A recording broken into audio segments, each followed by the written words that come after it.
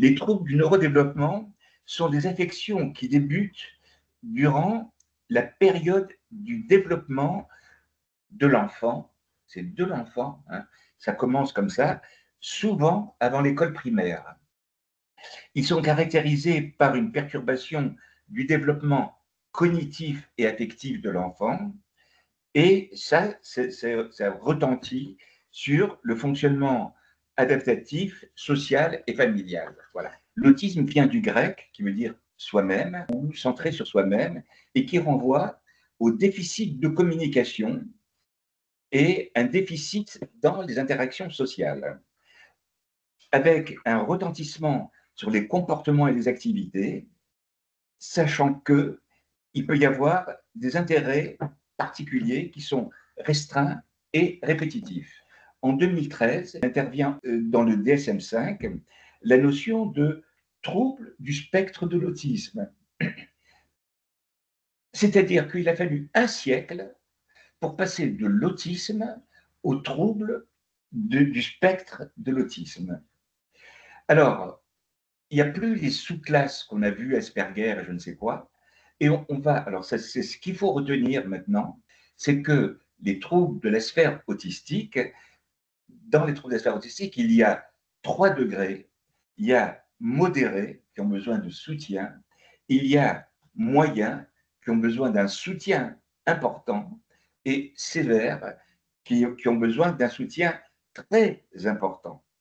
Ces manifestations cliniques, alors, il y a, là on va faire un petit peu général et puis on verra plus dans le cadre du travail, ça sera plus concret si vous voulez.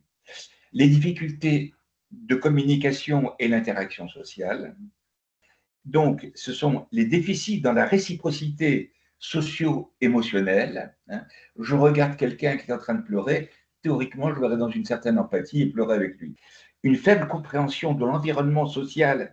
Par exemple, ici, chez Harim, on se rend compte que certaines personnes ne comprennent pas qu'au travail, c'est le travail, qu'on est dans un autre cadre, qu'on n'est pas à la maison, on n'est pas. Voilà. Donc, ça, c'est un point qui est important et qui cause du tort à la personne, et les difficultés à développer et maintenir les relations sociales. Et puis, la rigidité et l'intolérance au changement, hein, c'est-à-dire que ces personnes ont des vies très ritualisées et tant qu'on ne change pas, ça va, mais si on change, il peut y avoir des décompensations.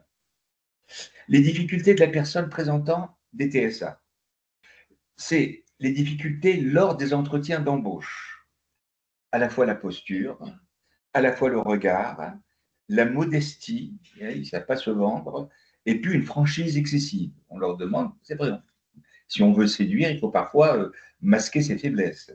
Difficulté à travailler en groupe ou à manager, cette personne sera plus performante quand elle est solitaire. Voilà. Mais ou s'il y a un tuteur à côté ou quelqu'un qui est une référence, mais pas beaucoup de monde. Difficulté à évaluer son travail. Il y a une naïveté sociale et qui fait que cette personne peut être manipulée. Il y a une difficulté à gérer le stress, une faible estime de soi, une réticence face aux changements brusques, une hypersensibilité, éviter l'open space, les néons, etc.